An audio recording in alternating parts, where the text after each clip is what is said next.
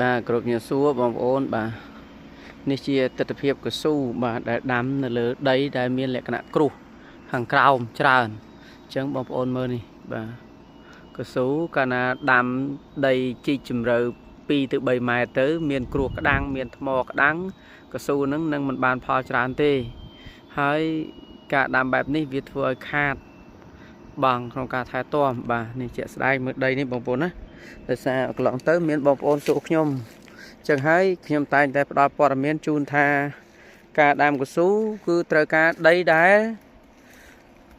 មានលបាយស្អិតល្អប្រភេទដីលបាយខ្សាច់ឬក៏ដីក្រហមក៏ដោយធ្វើយ៉ាងម៉េចកុំឲ្យ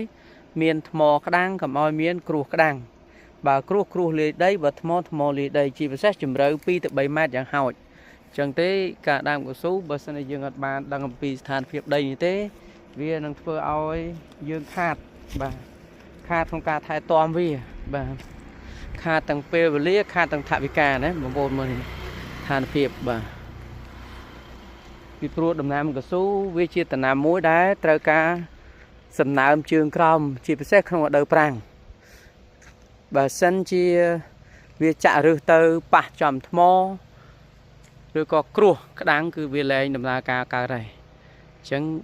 ជាមកក៏វាបានផលដែរបាទបងប្អូនក្រិននេះបាទចឹងហើយការធ្វើកសិកម្មត្រូវតែស្វែងយល់អំពីលក្ខណៈដីឲ្យបានច្បាស់លាស់បាទជៀសវាងល្អតែមួយឆ្នាំ2ឆ្នាំដំបូងដល់ឆ្នាំបន្តអាចធ្វើឲ្យខូចខាតទៅវិញបាទពីព្រោះដំណាំមួយនេះវាជាដំណាំដែលមានឫសកែវបងប្អូនណាបាទចឹងហើយត្រូវការចាក់ចូលទៅក្នុងដីជ្រៅដើម្បីស្រូបយកសារធាតុទឹកនិងជីពីដីចឹងសូមបងប្អូនពិនិត្យពិចារណាលទ្ធភាពដីច្បាស់លាស់សិនបងប្អូនបាទ